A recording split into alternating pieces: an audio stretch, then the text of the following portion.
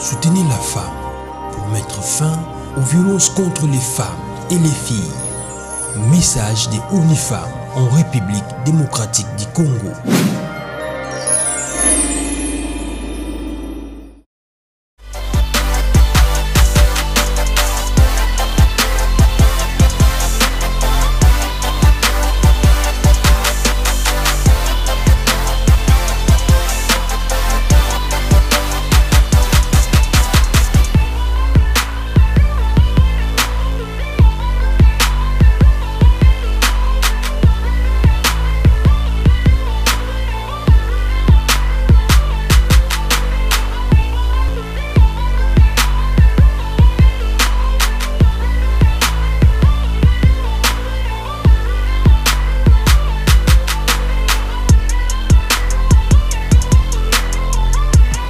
Merci de nous renouveler votre fidélité à Grand Focus. Grand Focus de ce jour parlera spécifiquement des questions de genre. Genre ne veut pas dire seulement femme.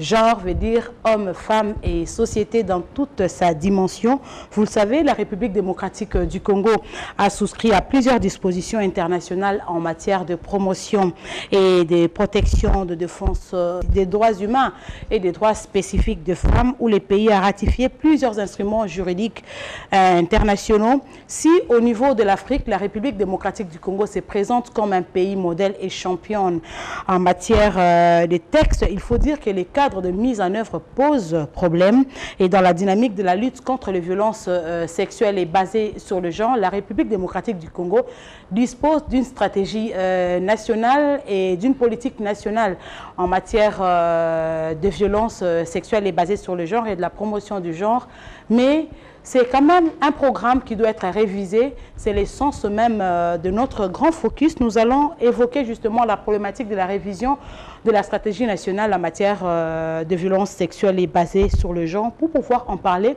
nous recevons ce jour dans Grand Focus Madame Joséphine Ngalula Kabeya, qui est secrétaire exécutif de Réseau Genre et Droits de la Femme. Joséphine Ngalula est également présidente de l'organisation non gouvernementale de la femme ménagère, c'est-à-dire donc de Forfem.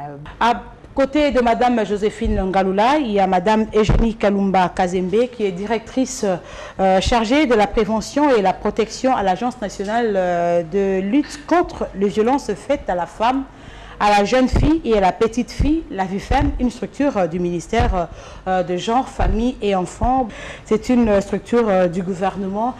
À côté de Madame Eugénie, nous avons le professeur Mangalou Mobé, qui est coordonnateur national de la cellule d'études et de planification de la promotion de la famille, de la femme et de la protection de l'enfant. Vous êtes à l'aise parmi les femmes? Naturellement, oui. Donc peut-être parce qu'il traite de la question de femmes et des enfants qu'il sera à l'aise sur ces plateaux, et Grand Focus n'a pas en tout cas de discrimination. À côté du professeur Mangalou, nous avons Madame Faïda Mangila, qui est consultante genre dans beaucoup de programmes. Elle est membre du Conseil consultatif de la société civile de l'ONU Femmes. Elle est également directrice du bureau de consultation en genre, participation citoyenne et développement. Elle ne l'a pas dit dans sa carte de visite, elle est ministre honoraire en charge du genre. Madame Faïda, à un moment, vous avez travaillé sur la politique nationale genre, et votre participation à cette émission nous donnera beaucoup de contenu sur cette question. Et en face de notre plateau, nous avons le docteur Gilles Moulimbi Kaboy, qui est chargé de programme violence basée sur le genre, femmes, paix et sécurité, ici à la représentation de l'ONU Femmes en République démocratique du Congo. Cette émission, je ne l'animerai pas seule. J'aurai en face de moi Madame Souzingoy Chiboui de la RTNC, qui présente l'émission Questions de population. Bonjour chers collègues. Bonjour Esther. Quelqu'un qui s'invite encore à cette émission, c'est Madame Elvira Mpanzou, qui est d'une radio-télévision confessionnelle, la radio-télévision La Louange. Sans plus tarder, Madame Souzy, vous ouvrez les balles de l'émission.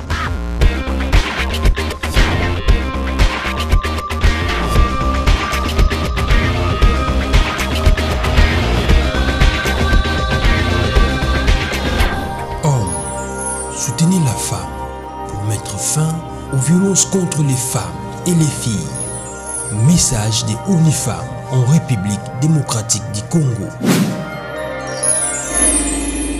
Oui, bien évidemment, nous allons ouvrir pour connaître le contexte, ce qui motive la révision de cette stratégie sur les violences basées sur le genre. Merci madame pour votre question. Puisque vous parlez du contexte, on doit d'abord rappeler que la stratégie nationale de lutte contre les violences sexuelles et basées sur les genres a été élaborée depuis 2009. Pour ceux qui connaissent l'histoire de la République démocratique du Congo, 2009, on était dans un contexte de guerre.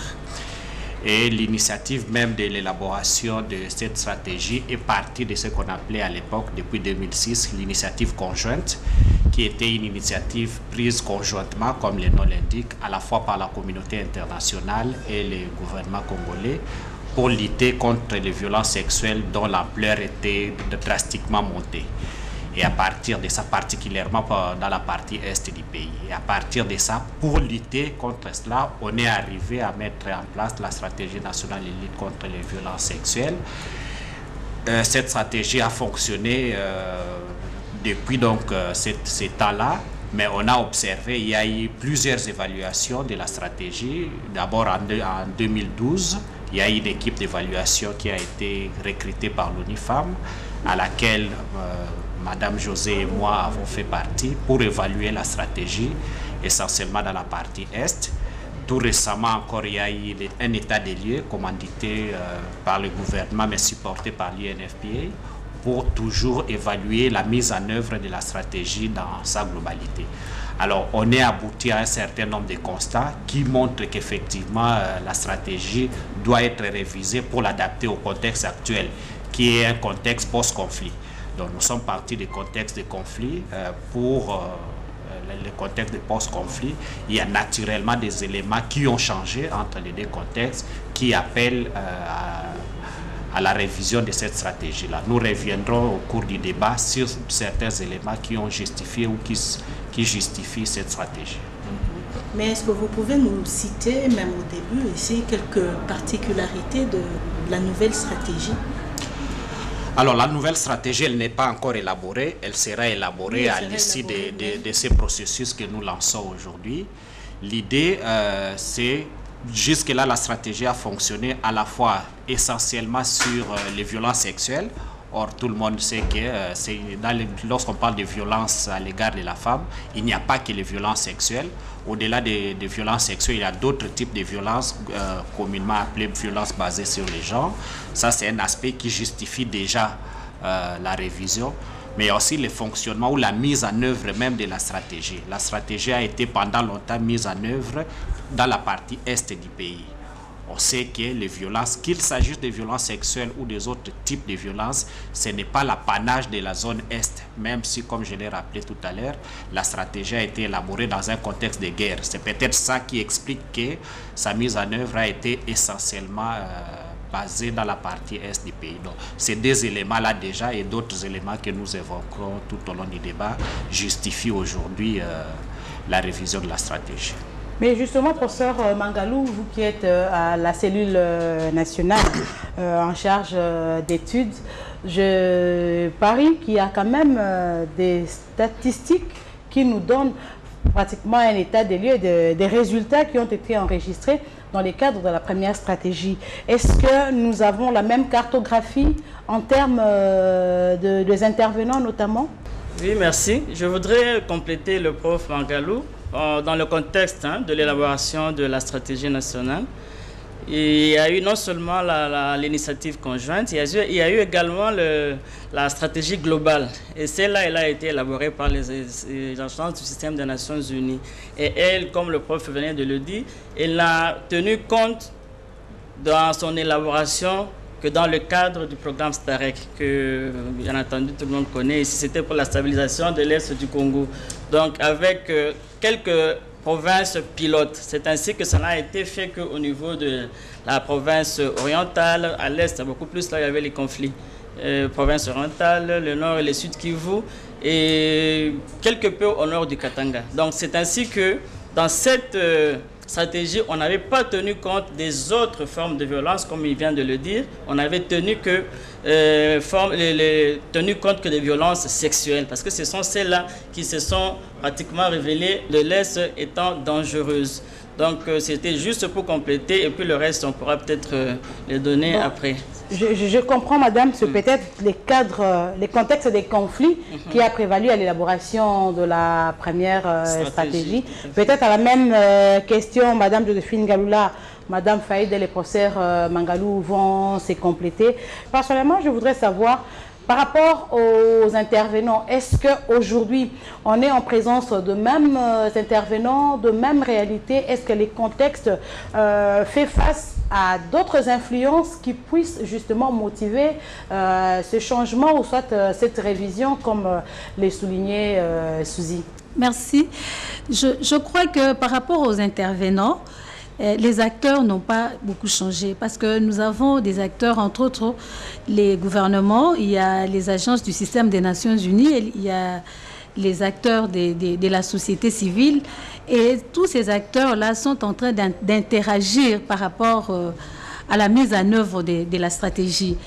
Alors, les contextes peut-être par rapport au fait que quand il y avait les conflits armés récurrents, les cas répertoriés de violences sexuelles étaient plus accentués par rapport au contexte où il n'y a plus de conflits, parce qu'il y a possibilité de savoir qu'est-ce qui se passe et tout. Mais aussi, il y a un vrai problème par rapport à la situation actuelle. Les profils même de présumés auteurs, les profils ont changé. Avant, c'était plus les personnes associées aux groupes armés et peut-être les forces armées aussi. Mais maintenant, on regarde qu'au niveau de la tête du peloton, par rapport aux présumés auteurs, ce sont les civils. Alors là, il y a un problème qui se pose. On dira que c'est peut-être la démobilisation qui n'a pas peut-être donné les fruits pour que cela bascule au niveau de civils comme auteurs de violences sexuelles à l'encontre des femmes et de la jeune fille, pourquoi pas aussi à l'encontre des hommes.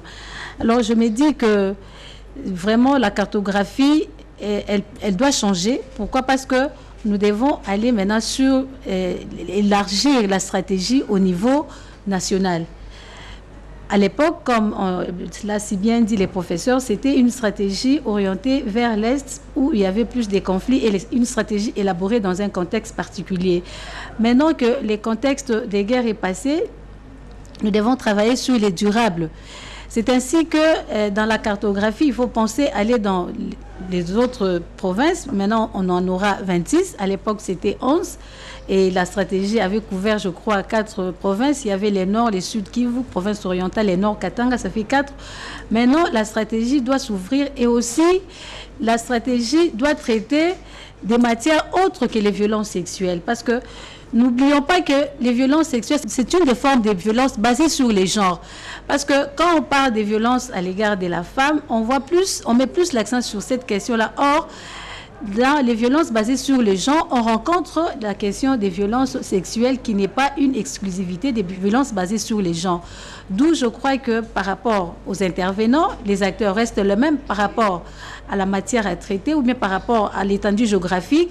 Les donnes vont changer sûrement. Maman Faïda.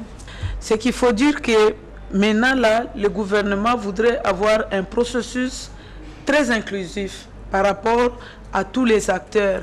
Parce que vous voyez, la lutte contre les violences basées sur le genre, c'est une lutte qui est trop complexe et demande l'implication de tous les acteurs du terrain. Et quand je parle de tous les acteurs, je ne vois pas seulement les partenaires, je ne vois pas seulement les organisations de la société civile, je vois aussi les chefs traditionnels, nous voyons aussi les religieux.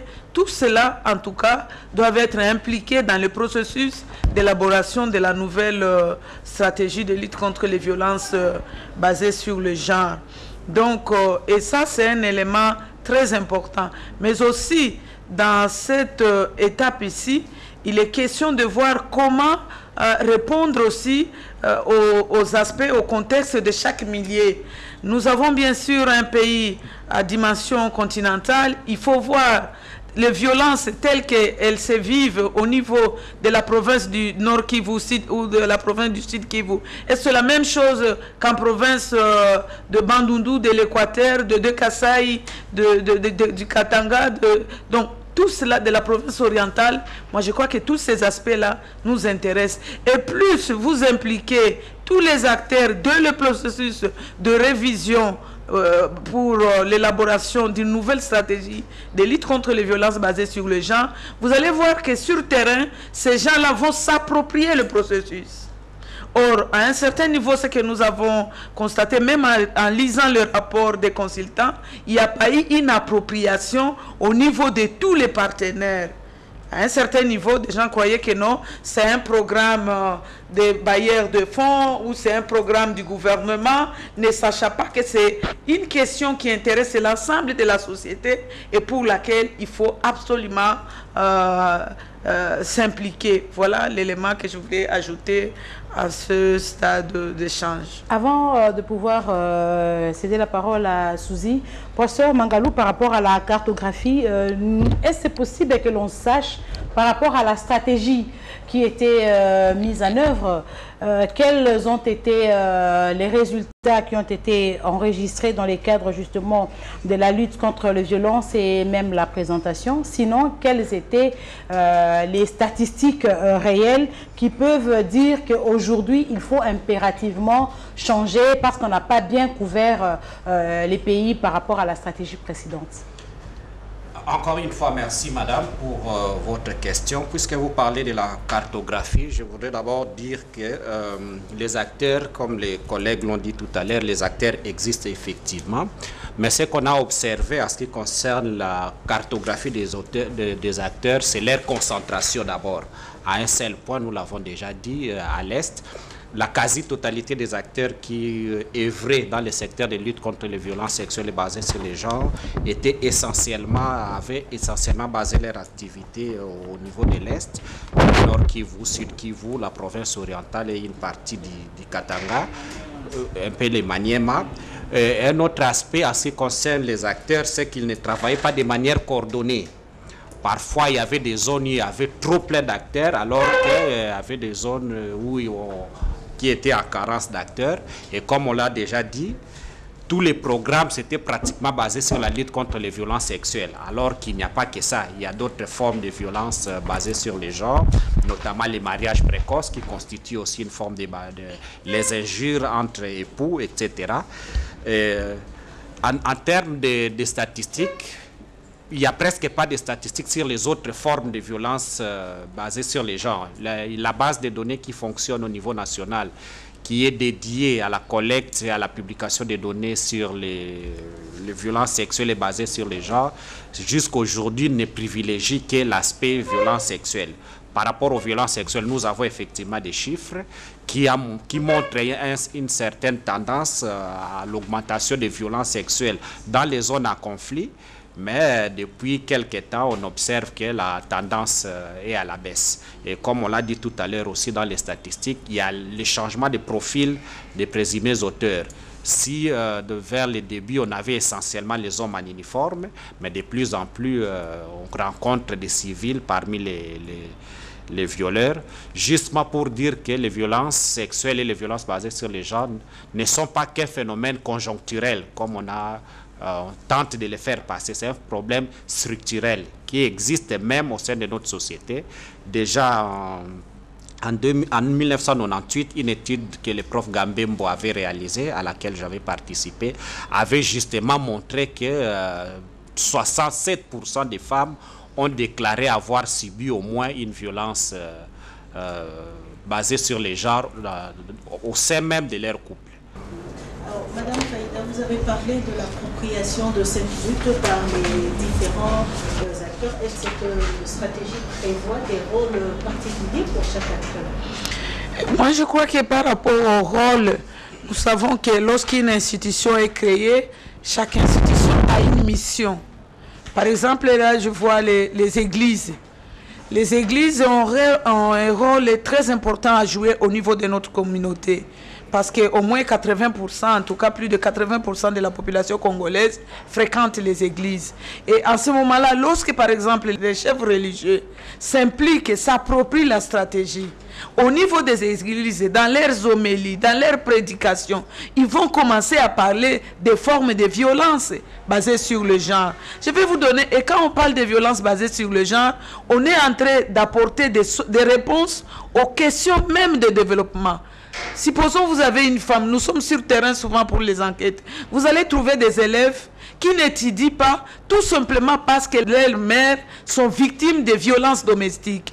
Elles travaillent, elles les récoltent, elles vont, mais le soir, c'est le mari qui récupère tout l'argent et laisse les enfants affamés. Ça, c'est une situation qui ne peut pas améliorer les conditions de vie des populations. Donc, la question de lutte contre les violences basées sur le genre, c'est une question purement fondamentale et qui doit intéresser tous les acteurs de développement. Il ne s'agit pas seulement du gouvernement, parce que le gouvernement ici, c'est le rôle du gouvernement de donner la vision, mais les restes des partenaires vont venir appuyer, accompagner le gouvernement dans cette démarche-là pour lutter contre les discriminations basées sur le genre.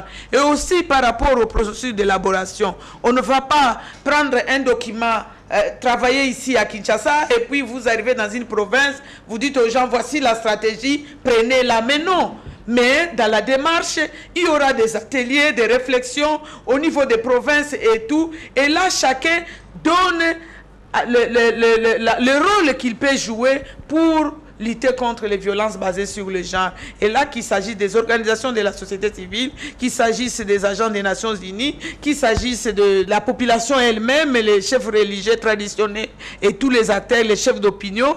Donc moi, je crois que ça, c'est un avantage déjà.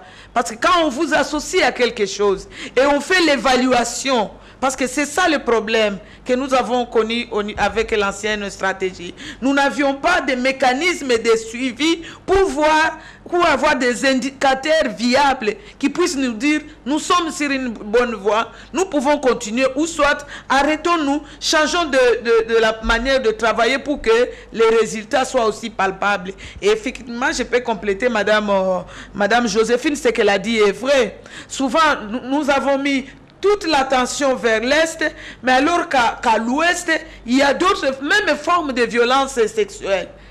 Il y a des victimes, il y a des morts, et il y a d'autres formes de violence qui sont encore pires que subissent les jeunes filles qui ne peuvent pas aller à l'école, qu'on laisse marier et on déclare à l'état civil qu'elles ont l'âge majeur, on déclare partout. Donc moi je crois que nous devons avoir la complicité de tout le monde, de tous les acteurs, y compris des parents. Voilà. Et là, c'est l'ensemble de la communauté. Madame Eugénie, vous acceptez que nous prenons la préoccupation de Elvira Panzou. En ce moment-là, vous allez également compléter. Elvira. Je la pose précisément à Madame Eugénie Kalumba, puisqu'elle représente ici les gouvernements. Les violences basées sur les genres demeurent un problème récurrent ici en République démocratique du Congo. Est-ce qu'on peut savoir quelles sont les actions menées par les gouvernements pour lutter contre ces violences sexuelles basées sur les genres? Puisqu'on parle des actions, qu'est-ce qui est fait et qu'est-ce qui reste à faire? Je voudrais préciser ici que je ne suis pas seul à représenter le gouvernement. Le prof Mangalou, comme vous le voyez, il est le coordonnateur de la cellule de promotion et de protection de la femme et de la famille et l'enfant. C'est aussi une structure du gouvernement, du ministère du genre. En fait, nous deux, nous représentons le gouvernement, le ministère du genre. Et moi, là où je suis, c'est l'Agence nationale de lutte contre les violences faites à la femme et à la jeune et petite fille. Justement, pour revenir à ce que vous venez de dire, la RDC, après tous les instruments auxquels elle a souscrit, il y a des instruments juridiques internationaux, régionaux, et même au niveau de la nation, il y a déjà la Constitution. En elle-même, déjà, la Constitution parle. Dans les articles 14 et 15, on parle des droits de la femme. Donc déjà, au niveau du pays, il y a déjà la Constitution qui en parle. Alors, à partir de cette Constitution, il y a déjà aussi la loi sur les violences sexuelles. Elle a déjà été élaborée avant la stratégie. Elle a déjà été élaborée en 2006. Il y a la loi sur la protection de l'enfant qui a déjà été élaborée. Parce que dans ce souci de se conformer à aux instruments auxquels le pays a adhéré et a signé, il est obligé de suivre le pas. Donc, elle ne peut pas rester pendant qu'il y a les structures qui ne suivent pas. D'ailleurs, c'est la raison pour laquelle nous sommes une jeune structure que le ministère, justement, a créée pour pouvoir mettre en œuvre sur terrain les actions prioritaires de cette stratégie qui avait été élaborée, comme on l'a dit, dans un contexte qui était tout à fait particulier de conflit. Mais je voudrais aussi, d'ailleurs, réagir par rapport à ce que je voulais dire avant. C'est-à-dire, même dans son élaboration, c'est vrai, on avait associé tout le monde, le gouvernement, la société civile, tout le monde était là. Mais le problème s'est beaucoup plus posé au niveau de la vulgarisation. Donc la stratégie n'a pas été suffisamment vulgarisée. Et c'est à cause de cette non-vulgarisation de la stratégie qui a fait qu'il y a des endroits où vous allez, quand vous parlez de la stratégie, comme Maman José l'a dit, ils ont été partout, il y en a qui ne connaissent même pas, alors que la stratégie, elle était déjà élaborée. Donc, en fait, c'est beaucoup plus à ce niveau-là. Et comme on l'a dit, la stratégie, elle avait été élaborée sur base d'une stratégie globale, qui était, bien sûr, c'était du système des Nations Unies, mais elle avait été prise en compte par le gouvernement. C'est pour ça qu'elle était exécutée dans le cadre de Starek. Donc, c'était une stratégie qui était déjà que le gouvernement s'était aussi appropriée. Mais néanmoins, comme on l'a dit tantôt, comme la stratégie globale ne parlait que des violences sexuelles à l'Est, c'est ainsi que, même aux études que le prof vient d'évoquer, les études du professeur Gambé, on a vu qu'en dehors des violences sexuelles, surtout le viol, parce qu'il n'y a pas que, dans les violences sexuelles, il n'y a pas que le viol, hein, il y a toute une panoplie de violences. Tout à fait. Alors, en dehors de tout cela, il y a aussi les autres formes qui sont sournoises, mais qui avilissent la femme sans que les gens en parlent. C'est à ce point-là, Madame Kalumba, nous voudrions, en tout cas vous allez vous compléter, on va peut-être commencer par Madame Faïda. Nous voudrions alors en ce moment-là qu'on établisse un point d'intersection justement entre la stratégie nationale, la politique nationale genre et la loi même contre les violences sexuelles. Quel est le point de rencontre et quel sera alors les différents piliers sur lesquels va se fonder la nouvelle stratégie pour qu'on en arrive à des résultats escomptés. Madame Kalungalula, vous acceptez? On doit réviser la stratégie parce que c'est une question qui a été posée, si je ne m'abuse. On doit réviser parce qu'il y a aussi nécessité d'harmoniser la nouvelle stratégie avec les plans d'action nationale de la résolution 1325, comme vous le savez, qui a 10 composantes et les autres, certaines composantes s'échevauchent avec les éléments contenus dans la politique nationale, genre dans la stratégie, etc. C'est pourquoi il y a nécessité pour pouvoir harmoniser et avoir un document. Voilà, tout à fait, c'est fondamental. Madame Faïda, je sais que les avis vont se compléter pour enrichir. Ça dit quel est le point de rencontre justement de ces 3 dispositions et quels sont les piliers sur lesquels va se fonder la nouvelle stratégie pour des résultats escomptés ou soit un peu plus sensibles auprès de la population.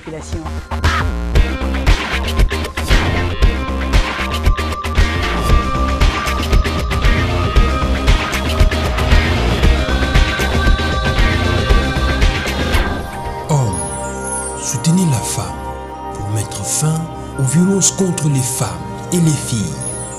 Message des UNIFEM en République démocratique du Congo. Vous avez évoqué la loi de lutte contre les violences basées sur les violences sexuelles et vous avez parlé de la stratégie de lutte contre les violences basées sur le genre. Le point des rencontres, on peut le résumer à la lutte contre les discriminations basées sur le genre. Alors, et là, qu'est-ce qu'on appelle discrimination? Parce que souvent, il y a une confusion. Lorsque vous discriminez quelqu'un, vous le privez de son droit, tout simplement parce qu'elle est femme, tout simplement parce qu'elle est fille, tout simplement parce qu'il est garçon. Là, vous faites la discrimination basée sur le genre. Donc, vous privez quelqu'un de son droit à cause de son appartenance sexuelle. Et là, c'est par rapport au rôle joué par les hommes et les femmes au sein d'une société. Alors, lorsqu'on a pris la politique nationale genre, c'est une orientation du gouvernement. C'est comme des politiques qu'on adopte dans tous les secteurs de la vie nationale. Si vous entrez dans l'éducation, vous allez trouver la politique de l'éducation, vous allez trouver le plan intérimaire de l'éducation, donc dans la mise en œuvre de tout ce qui peut améliorer le secteur éducatif. Et là, le gouvernement a donné sa vision. Bien sûr, avec la contribution de partenaires qui travaillent sur la thématique genre. Alors, lorsqu'on a pris la loi, c'est effectivement aussi pour répondre aux engagements du gouvernement qu'il a pris, comme tu l'avais dit à l'introduction, au niveau tant national, régional qu'international. Et là, je reviens sur la convention sur l'élimination de toutes les formes de discrimination basées sur le genre. Cette convention, elle a été adoptée à l'unanimité. C'est parmi les conventions qui n'ont pas posé problème lors de leur adoption au niveau de la communauté internationale. Donc, tous les États se sont mis d'accord et ont reconnu que les discriminations basées sur le genre, en tout cas, c'est un facteur de sous-développement. Il faut donc y travailler pour y remédier et trouver des réponses aussi efficaces. Et c'est comme ça qu'au niveau de notre pays, on a travaillé sur la révision du code pénal où il y avait des dispositions qui ne pouvaient pas en tout cas établir la responsabilité quant à tout ce qui concerne les violences sexuelles. Et aujourd'hui, bien sûr, nous avons une stratégie. Et la stratégie, c'était pour nous aider à matérialiser la volonté au niveau politique, la volonté aussi au niveau de tous les acteurs qui interviennent sur la question et voir comment nous pouvons arriver à des résultats escomptés. Et bien sûr, tout ce qu'on a évoqué là-bas aujourd'hui, tous ces éléments réunis, nous obligent à revisiter cette stratégie de lutte contre les violences basée sur le genre et voir dans quelle mesure nous pouvons évoluer. Voilà comment je peux répondre. Donc le point central, c'est la lutte contre les discriminations. Professeur Mangalou. Oui, merci beaucoup. En complément de la réponse donnée tout à l'heure par Madame Faïda, vous avez demandé les points de jonction entre la politique, la stratégie et la loi. Et bien entendu, les piliers. Oui, justement, exactement comme elle a dit, la politique a une portée générale. C'est un document dans lequel le gouvernement, généralement, exprime sa volonté, donne sa vision et indique certaines orientations. La stratégie, c'est une émanation de la politique. Une politique, pour être appliquée, doit être coulée sous forme de la stratégie. Vit ici comme un ensemble d'actions, de mécanismes pour la mise en œuvre d'une politique. Et la loi, c'est justement pour récriminer les actes qui ont été révélés à la fois au niveau de la politique et de la stratégie. Donc, le point de la jonction, comme l'a